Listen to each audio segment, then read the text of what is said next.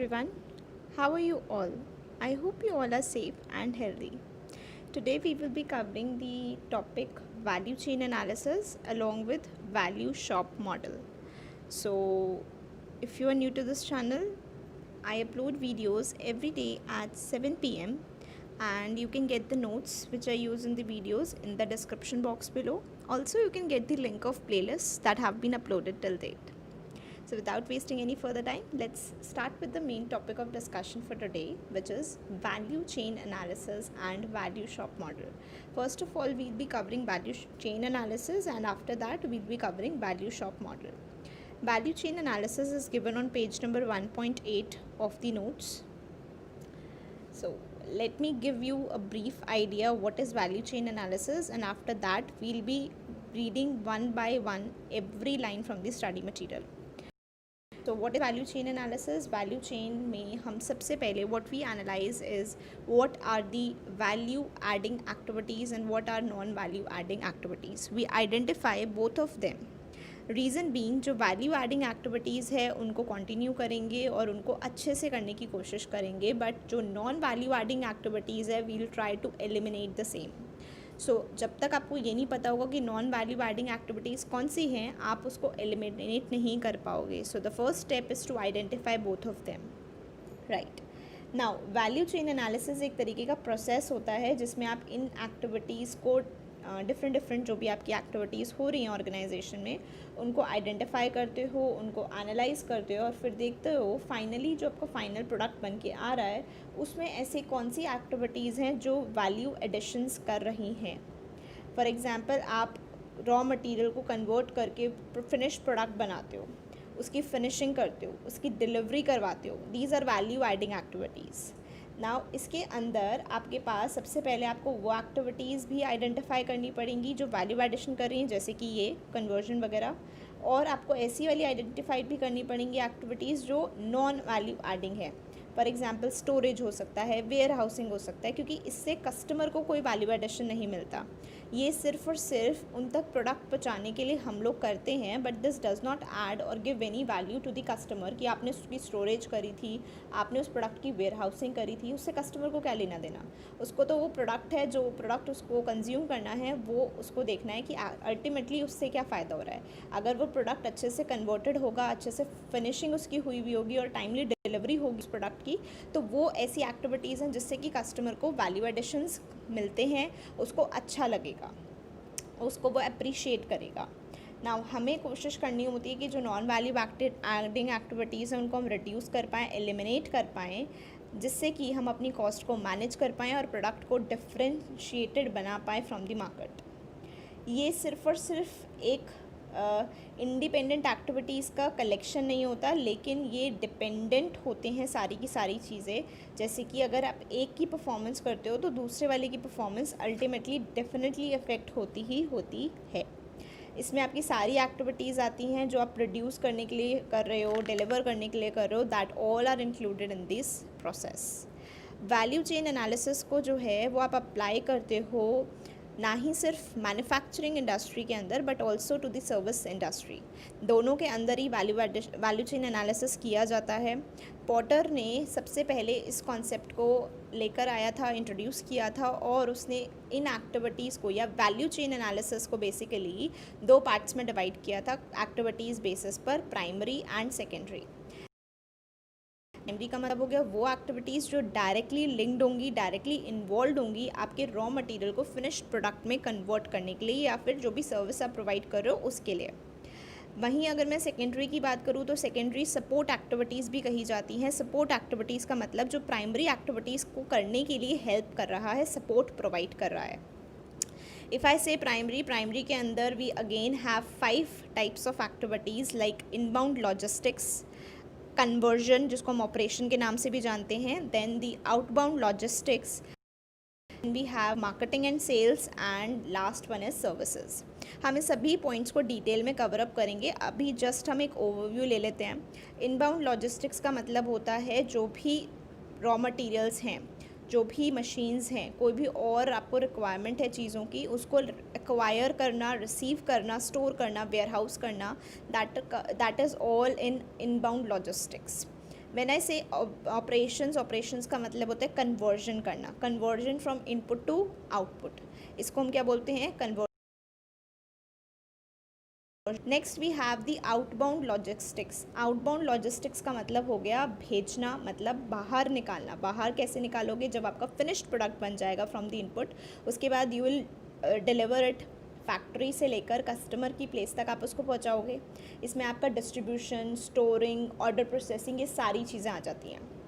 Next, जब मैं बोलती हूँ marketing and sales, marketing and sales का मतलब होता है बेचने से रिलेटेड, विच मीन्स कि आप वो सारी एक्टिविटीज़ कर रहे हो जिससे कि कस्टमर को आपके प्रोडक्ट के बारे में इंफॉर्मेशन मिले, वो आपके प्रोडक्ट को जान पाए, आपके प्रोडक्ट की स्पेसिफिकेशंस को जान पाए, क्या प्राइस है, कैसे आप उसको प्रमोट कर रहे हो, क्या प्राइसिंग पॉलिसीज़ हैं, एवरीथिंग। सर्विसेज की बात करूँ तो सर्विसेज का मतलब होता है आफ्टर सेल सर्विसेज, जो आप प्रोडक्ट को डिलीवर कराने के बाद प्रोवाइड करते हो, जैसे कि फ्री रिप्लेसमेंट हो सकता है, रिपेयर की फॉर्म में सर्विसेज हो सकती हैं, या फिर जो भी कस्टमर कंप्लेंट्स आ रही हैं उनको अच्छे से हैंडल करना। So these all are a part of services. ये तो हमने डिस्कस कर ली प्राइमरी एक्टिविटीज़। अब इसी तरह से अगर मैं सेकेंडरी एक्टिविटीज़ की बात करूँ तो सेकेंडरी एक्टिविटीज़ वो होती हैं जो प्राइमरी एक्टिविटीज़ को क्या देती हैं, सपोर्ट देती हैं। तो इनको सपोर्ट एक्टिविटीज़ के नाम से भी जाना जाता है। इसके अंदर मेरे पास 4 टाइप की एक्टिविटीज़ आती हैं। First one is procurement, second is appointment of labour, that is human resource department, third one is the technological department, and fourth is the infrastructure. When I say procurement, procurement का मतलब क्या होता है, inputs को, capital goods को, जो भी आपको प्राइमरी एक्टिविटीज़ करने के लिए एक रिक्वायर्ड मटेरियल है उसको परचेज करना इज़ नोन एज प्रोक्योरमेंट। अब आपका डाउट आ सकता है फिर इनबाउंड लॉजिस्टिक्स और प्रोक्योरमेंट में क्या डिफरेंस है। देखो, इनबाउंड लॉजिस्टिक्स होता है कि आप उन रॉ मटेरियल्स, मशीन्स को रिसीव कर रहे हो, स्टोर कर रहे हो, दैट इज़ इनबाउंड लॉजिस्टिक्स। लेकिन रिसीव करने से पहले आपने उसका ऑर्डर भी तो दिया होगा ना, ऑर्डर देना, परचेज़ करना, दैट इज़ प्रोक्योरमेंट। इसीलिए तो हम बोल रहे हैं कि ये सपोर्ट एक्टिविटीज़ हैं for the primary activities. Primary activities में हमने पढ़ा कि हम उसको रिसीव कर रहे हैं। अब रिसीव करने के लिए first of all you must have given the order for purchase, that order for purchase is known as procurement, which is covered under support activities. Okay, next हमारे पास है appointment of labour. Appointment of labour की अगर मैं बात करूँ तो जो भी लेबर आपको रिक्वायर्ड है, जो भी आपको ह्यूमन रिसोर्स की रिक्वायरमेंट है, एम्प्लॉयज़ की रिक्वायरमेंट है, दैट उसका सिलेक्शन करना, उसकी रिक्रूट, अच्छा काम करते हैं उनको प्रमोशंस देना, यही सब एचआरडी का काम होता है। तो वही सब करना है आपको, अच्छे से एम्प्लॉयज़ को सेटिस्फाइड रखना है, मोटिवेटेड रखना है। सो ये सब आपकी क्या होंगे, सपोर्ट एक्टिविटीज़। अगर एम्प्लॉयज़ मोटिवेटेड रहेंगे तो ऑब्वियसली बात है आपकी प्राइमरी एक्टिविटीज़ अच्छे से होंगी, और प्राइमरी एक्टिविटीज़ अच्छे से होंगी तो definitely customers will get satisfied.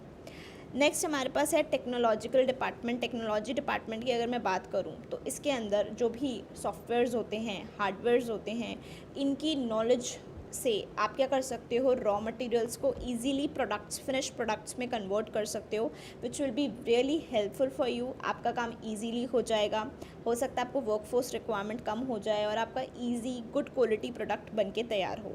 उसके लिए आपको टेक्नोलॉजी की बहुत ज़्यादा अच्छे से नॉलेज होना बहुत ज़्यादा ज़रूरी है। Next, infrastructure. इंफ्रास्ट्रक्चर की जब हम बात करते हैं तो इसमें सारी चीज़ें आ जाती हैं, जैसे ऑर्गेनाइजेशन के अंदर प्लानिंग डिपार्टमेंट होता है, मैनेजमेंट डिपार्टमेंट होता है, लीगल डिपार्टमेंट होता है, finance, quality management, control systems, budgeting करते हैं कि किस तरीके से मैन्युफैक्चरिंग प्रोसेस होगा, क्या कॉस्ट होगी इनपुट की, मटेरियल्स की, क्या कॉस्ट होगी लेबर की, एंड ऑल दैट स्टफ। तो ये सब बजटिंग करना, प्लानिंग करना, फाइनेंस अरेंज करना, क्वालिटी को इंश्योर करना, this is all under the infrastructure activity, which is the support activity to the primary activity. I hope आपको ये ब्रीफ डिस्क्रिप्शन इस चीज़ का क्लियर हो गया होगा, वैल्यू चेन एनालिसिस का कि क्या है। इसी तरह से अगर मैं वैल्यू शॉप मॉडल की बात करूँ तो value shop model service sector के लिए बनाया गया है, जिसमें आपकी सपोर्ट एक्टिविटीज़ तो सेम है बट आपकी प्राइमरी एक्टिविटीज़ डिफरेंट हो जाती हैं। प्राइमरी एक्टिविटीज़ में मेन फोकस होता है प्रॉब्लम को फाइंड आउट करना, फिर उसके लिए सोल्यूशन निकालना, मतलब उस पर आपको काफ़ी वर्किंग करनी पड़ती है, एनालिसिस करने पड़ते हैं, उस प्रॉब्लम को फिगर आउट करना पड़ता है, फिर उसके बेसिस पर आप सोल्यूशन निकालते हो। ये सब आपकी प्राइमरी एक्टिविटीज़ हो जाती हैं। तो मेन फोकस होता है प्रॉब्लम्स को आइडेंटिफाई करो, ठीक करो, उनको फिगर आउट करो, फिर सोल्यूशंस निकालो। That applies to the service sector basically. तो सर्विस सेक्टर जैसे कि बैंक्स, इंश्योरेंस, इन सब के लिए मेनली वैल्यू शॉप मॉडल आपका एग्जिस्टेंस में आया था।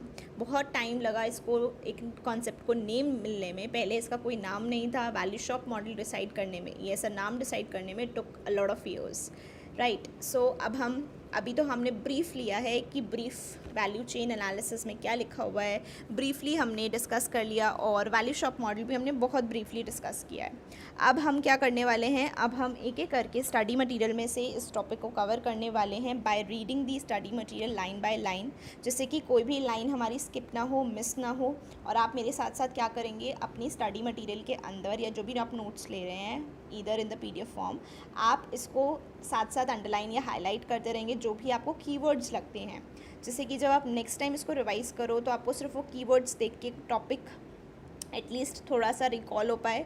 नहीं है तो आप फिर से वीडियो देख सकते हैं और उसको साथ साथ से रिवाइज़ कर सकते हैं विद एन इंक्रीज स्पीड, क्योंकि मुझे नहीं लगता जब आप एक बार ही पढ़ लेंगे या शायद 2 बार ही पढ़ लेंगे ज़्यादा से ज़्यादा, उसके बाद आपको इसी स्पीड में इस वीडियो को दोबारा देखना पड़ेगा।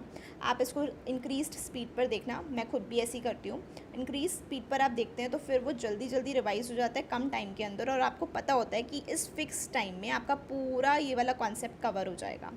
उससे आपकी रिविजन भी जल्दी होगी, और आपका जब मन भी नहीं कर रहा होगा पढ़ने का तो फिर भी आप पढ़ लोगे, आपको पता भी नहीं चलेगा। So without wasting any further time, let's read one line by line from the study material. You can find this topic on page number 1.8. Right. First of all, we are covering value chain analysis. This is very important. Value chain analysis is a process by which a firm identifies and analyzes various activities that add value to the final product. So आप various activities को identify करते हो जबकि product में value addition. The idea is to identify those activities which do not add value to the final product, which do not add value to the final product or service, and eliminate such non value adding activities. So ये आपकी highlight कर सकते हो आप line, eliminate non value adding activities, and आपको identify करनी होती है, एनालाइज करनी होती है value adding activities. The analysis of value chain helps a firm obtain cost leadership और improved product differentiation. So जब आप क्या करते हो, वैल्यू चेन एनालिसिस करते हो, तो you are able to identify की cost leadership, you are able to achieve also cost leadership and product differentiation. हमने ये कोर कॉम्पिटेंसीज एनालिसिस में भी पढ़ा था जब हमने स्ट्रैटेजिक फ्रेमवर्क्स पढ़े थे, राइट। तो उसके अंदर हमने पढ़ा था जब कोर कॉम्पिटेंसीज़ की बात, तो उसके अंदर आप बिकॉज ऑफ द कोर कॉम्पिटेंसीज़ आप कॉस्ट लीडरशिप अचीव कर सकते हो और प्रोडक्ट डिफ्रेंसिएशन भी कर सकते हो, जिसकी वजह से आपकी ऑर्गेनाइजेशन प्रोडक्ट ऐसा प्रोवाइड करेगी which will be unique, which can not be imitated easily, right. Resources must be deployed in those activities that are capable of producing products valued by customers. So आपको इस तरीके से resources को apply करना है, deploy करना है उन एक्टिविटीज़ में जो कि आपके प्रोडक्ट्स इस तरीके से प्रोड्यूस करे जैसा कस्टमर्स चाहते हैं, जैसे कस्टमर्स को जिनमें लगता है कि वैल्यू एडिशन हो रहा है, उसी तरह से आपके रिसोर्सेज भी यूटिलाइज हों। The idea of value chain was first suggested by Michael Porter. हमने पढ़ा था इंडस्ट्री वैल्यू चेन एनालिसिस के अंदर, जब हमने इंडस्ट्री एनालिसिस करा था तो उसके अंदर हमने पढ़ा था माइकल पॉटर के 5 फोर्सेस। सो वैल्यू चेन का जो फर्स्ट सजेशन आया था आइडिया का, that was given by Michael Potter only to depict how customer value accumulates along a chain of activities that lead to an end product or service. अब बात आती है value क्या होती है। वैल्यू वो चीज़ होती है जो कस्टमर्स चाहते हैं किसी भी प्रोडक्ट और सर्विस को लेने के बाद, जिससे उनको कुछ यूटिलिटी मिले, बेनिफिट मिले। ना what is value chain? Value chain तो एक इंटरलिंकेज होता है या इंटरलिंक होता है between the primary and the secondary activities. अब इसके अंदर हमारे पास कुछ एक्टिविटीज़ हैं, दो पार्ट्स में इन्होंने डिवाइड किया हुआ है, मेनली प्राइमरी और सेकेंडरी एक्टिविटीज़, प्राइमरी और सपोर्ट एक्टिविटीज़ भी हम जिनको बोलते हैं।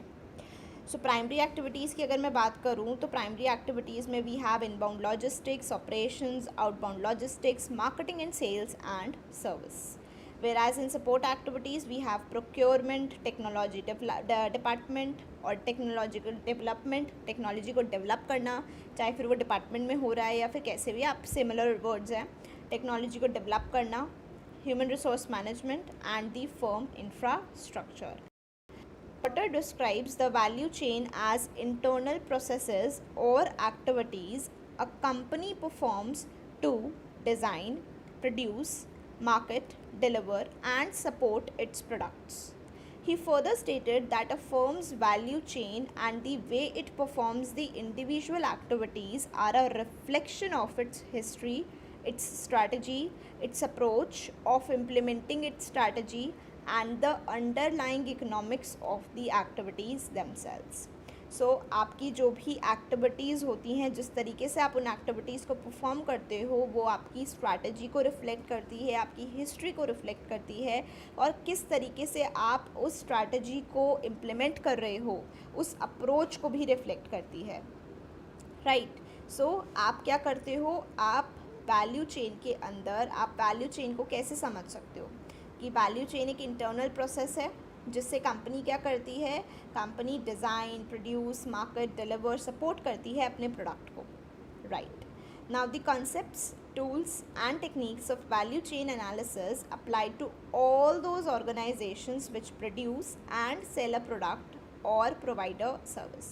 सो जो भी कॉन्सेप्ट्स हैं, टूल्स एंड टेक्निक्स हैं वैल्यू चेन एनालिसिस की, वो सभी ऑर्गेनाइजेशंस पर अप्लाई होती है जो भी कोई भी प्रोडक्ट या सर्विस को प्रोवाइड कर रहे हैं, प्रोड्यूस कर रहे हैं. तो मतलब हर एक ऑर्गेनाइजेशन जिसमें भी प्रोडक्शन ऑफ गुड्स हो रहा है, प्रोडक्ट्स हो रहा है, या फिर सर्विसेज की सर्विस प्रोवाइडर्स हैं, they all apply this concept of value chain analysis. The various activities undertaken by a firm can be broadly classified into primary activities and secondary activities. Primary activities are those which are directly involved in transforming of inputs into outputs or in provision of service. So directly involved है तो primary है. Secondary activities कौन सी होंगी, support activities भी बोला जाता है, which support the primary activities.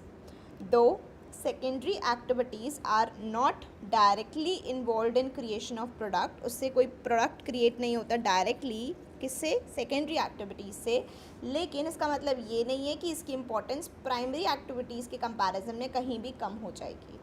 It is equally important to understand, analyze your secondary activities as you analyze the primary activities. There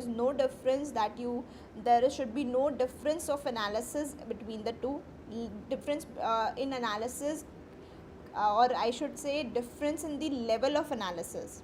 difference तो होगा, बेसिकली दोनों एक्टिविटीज़ अलग है तो एनालिसिस आप अलग तरीके से करोगे, but the level of analysis should not be different. दोनों ही इक्वली इम्पॉर्टेंट है. प्राइमरी एक्टिविटीज़ की अगर मैं बात करूँ तो प्राइमरी एक्टिविटीज़ में we have inbound logistics. These are the activities concerned with receiving, storing, distributing the inputs to the production process. So आप इधर सिर्फ क्या क्या कर रहे हो, रिसीव कर रहे हो, स्टोर कर रहे हो और फिर उसको डिस्ट्रीब्यूट कर रहे हो, किसको, प्रोडक्शन प्रोसेस को, जिससे कि वो आगे का प्रोसेस हो पाए, प्रोडक्शन हो पाए, कन्वर्जन हो पाए या ऑपरेशंस हो पाए. The relationship with the suppliers is a की कॉम्पोनेंट इन दिस प्रोसेस. क्यों, क्योंकि आपने इनबाउंड लॉजिस्टिक्स किया है, मतलब इनपुट्स लिए हैं. इनपुट्स के टाइम पर आपका जो मेन चीज़ है, आप किससे लोगे, सप्लायर्स से लोगे, तो उन सप्लायर्स के साथ आपका रिलेशनशिप अच्छा होना चाहिए, राइट. नेक्स्ट हमारे पास है operations. When I say operations, इसका मतलब है conversion of inputs into finished products. So these activities involve transforming the inputs into the final product. Activities such as machining, packaging, testing and equipment maintenance form part of the operations.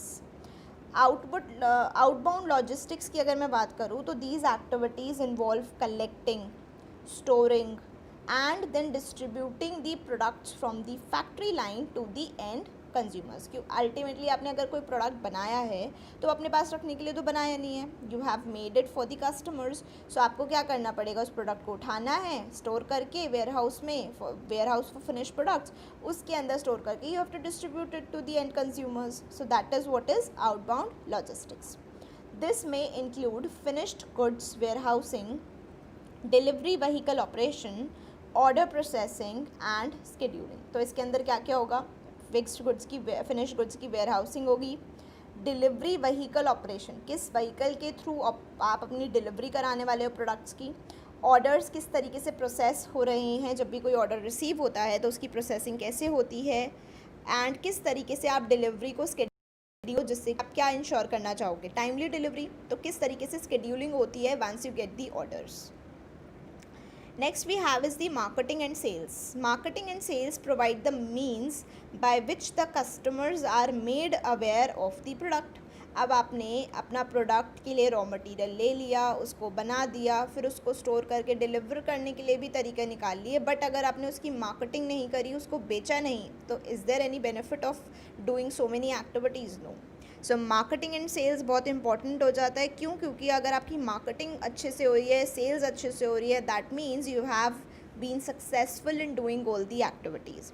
So marketing and sales provide the means by which the customers are made aware of the product. Customers को किस तरीके से पता चलेगा? Because of marketing. The activities include advertising, promotion, distribution channel, and sales force management and pricing policy. So किस distribution channel के through आप अपने products को distribute करने वाले हो, advertisement कैसे कर रहे हो, promotion कैसे कर रहे हो, that is all a part of marketing and sales. Last primary activity that we have is the service. This includes activities related to after sales services like installation, repair and parts replacement. आपने products को deliver कर दिया, बेच दिया, सब कुछ कर लिया, बट अगर प्रोडक्ट्स में कुछ फॉल्ट निकलता है और उसके लिए आपने आफ्टर सेल सर्विसेज अच्छे से नहीं दी, उसकी रिपेयर नहीं करी, जो भी गारंटी वारंटी दी है उसका कमिटमेंट फुलफिल नहीं किया, so will it be of any use? Customers आपके लिए अच्छा फीडबैक देंगे या फिर बेकार फीडबैक देंगे? ऑब्वियसली गंदा फीडबैक देंगे. क्यों? क्योंकि आपने वादा कुछ किया और किया कुछ और. तो इस वजह से आपको सर्विसेज भी अच्छी देनी पड़ती हैं, आफ्टर सेल सर्विसेज, जैसे कि इंस्टॉलेशन अच्छे से करवा के दो. अगर रिपेयर करवाना है तो repair should be at a reasonable cost. आपको अगर पार्ट्स रिप्लेसमेंट की आपने गारंटी वारंटी दी है तो that should be done. So this is all a part of service and it is a primary activity for an organization. अब primary activities के लिए कुछ सपोर्ट चाहिए होता है, तो वो सपोर्ट कौन प्रोवाइड करता है? तो वो सपोर्ट आपका सपोर्ट एक्टिविटीज़ के थ्रू प्रोवाइड होता है, which includes procurement, technological development, human resource management and the firm infrastructure. So these are equally important.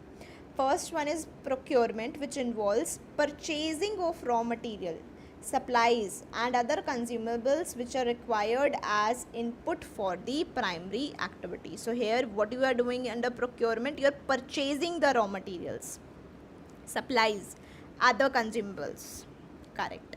Next हमारे पास आ जाता है technological development. Technological development means आप technical know how, equipments, hardwares, softwares और अपनी इन सभी नॉलेज को, इनको यूज़ करने की नॉलेज को यूज़ करके कुछ इनपुट्स को आउटपुट्स में कन्वर्ट कर रहे हो.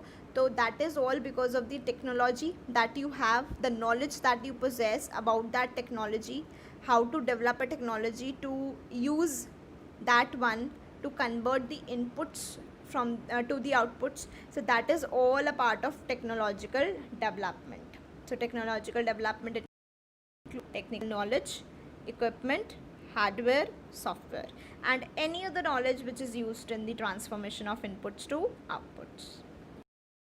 Have is the human resource management. Human resource management में क्या होगा? अब जो स्टाफ चाहिए, आपको एम्प्लॉयज़ चाहिए, लेबर चाहिए, उसका सिलेक्शन करना है, उसको रिक्रूट करना है, प्लेसमेंट्स करनी है, फिर उनको ट्रेनिंग देनी है, अप्रेजल्स देने हैं whenever they perform well, rewards and recognition देना है जिससे they feel motivated to work for the organisation. They are always motivated and always towards achieving the goals of the organization. So for that you need a human resource management. आपको उनको किस तरीके से manage करना है, that all needs to be trained, that all needs to be managed and performed. So human resource management includes all the activities around selection, recruitment, placement, training, appraisal, rewards and promotion, management, development and labor employee relations.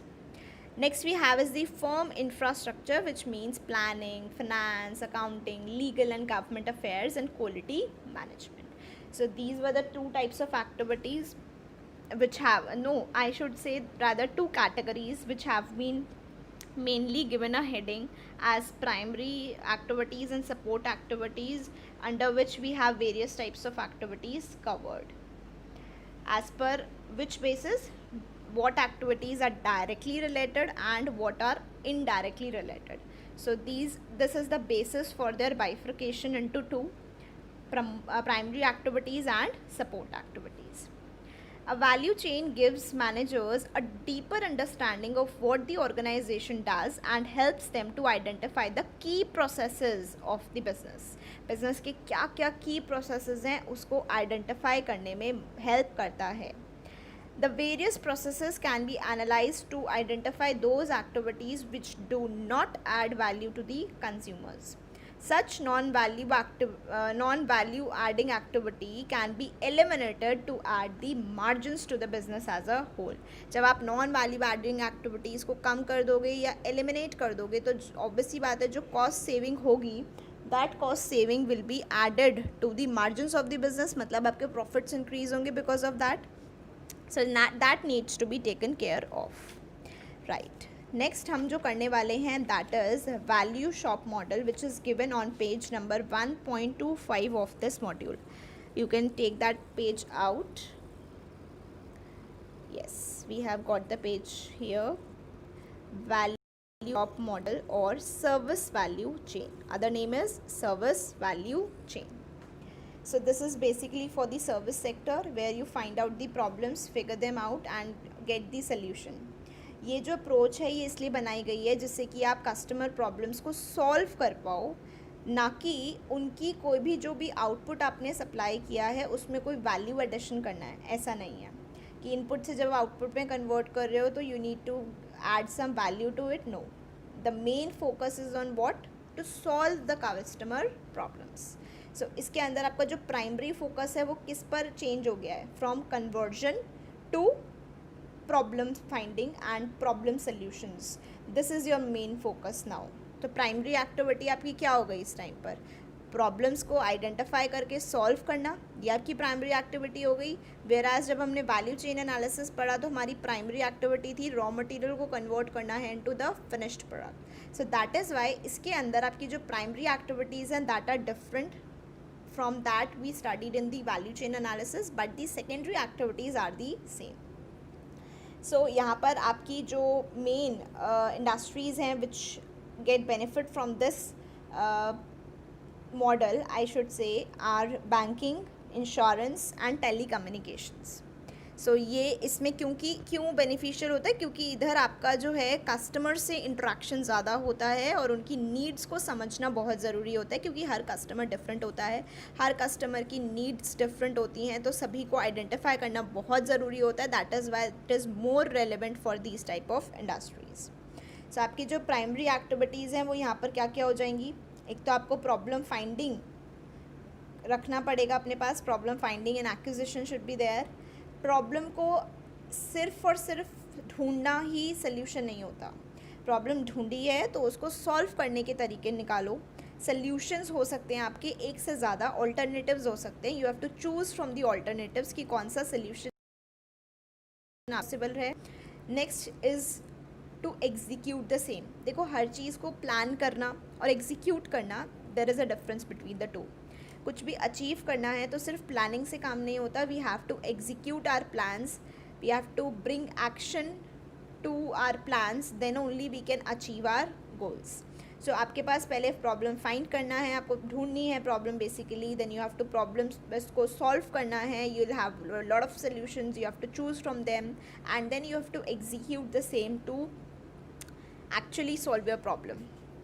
The other services or other, sorry, not services, activities like secondary or support activities are same as it was there in the value chain analysis, because that is required for every primary activity. चाहे आपकी primary activity कुछ भी हो, आपको support activities तो चाहिए ही चाहिए, और वो वही है जो हमने value chain analysis में भी cover की थी.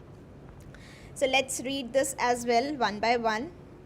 The concept of value shop came into limelight holding the hand of Mr. James D. Thompson in the year 1967. However, it took more than 30 years to name the concept as value shop. In 1998, Mr. Charles B. Stable and Mr. Oystein D. Fisted in their research work properly defined the concept of value shop. This concept aims to serve the companies from service sector. In value shop principle, no value addition takes place. It only deals with the problem, figure out the main area, require its service, and finally comes with the solution. This approach is designed to solve the customer problems rather than creating value by producing the output from an input of raw materials. So this is the main line जहाँ पर आपका primary focus has been shifted from input to finished products to what? To customer problem solvers. Value shops mobilizes the resources, say people, technology, knowledge, or money to solve these specific problems such as curing an illness, delivering a solution to the business problem. The problem could also be how to exploit an opportunity. The shop process is iterative, involving repeatedly performing until a solution is reached.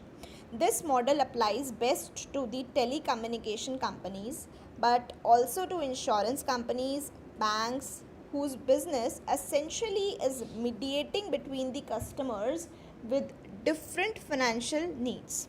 The model has the same support activities as Potter's value chain analysis, but the primary activities are described differently.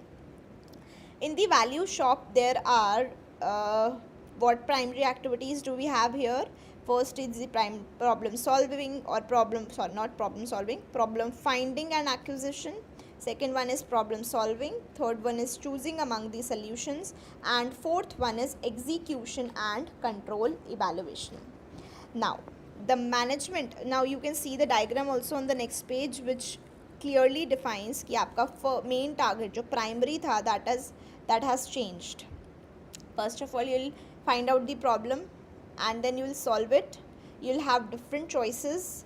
Now you'll choose the best method of solution from them, and then you will execute the solution that you have chosen. And after that, it is very important to have a control and evaluation. Why? Because if you have applied it, you have taken action on the solution that you have chosen, you need to evaluate whether you are going in the right direction or as per your plan. If you had thought that this plan would be best for me, but after execution there is no way that you can achieve the goal you had set earlier, then you need to control or evaluate the same and find out if you can do some other way around to get the results.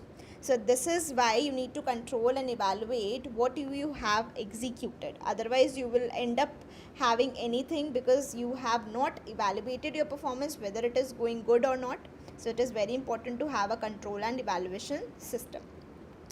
The management in a value shop focuses on areas like problem and opportunity assessment, resource mobilization, project management, solutions delivery, outcome measurement, and learning. So this is all covered under value shop model. I hope you are clear with both the topics that we covered today, and also you have watched the earlier videos that have been uploaded on the channel. If you like this video, please give it a big thumbs up and share it with your friends, and subscribe to my channel if in case you have not done it yet. Also, if you are having any other doubts or topics which you want me to cover in the videos, do let me know about the same in the comment section below. Also, if you like the video, do share your reviews, feedbacks in the comment section. It gives immense pleasure when I see a lot of people giving me feedbacks on these videos. If you have any suggestions for improvements, do let me know about it. And thank you guys for watching these videos and giving me so much love by subscribing to the channel, sharing your feedbacks. It feels really great. Now that is all for today, guys. See you in the next video. Until then, stay safe, stay healthy, and I'll be back soon. Bye bye.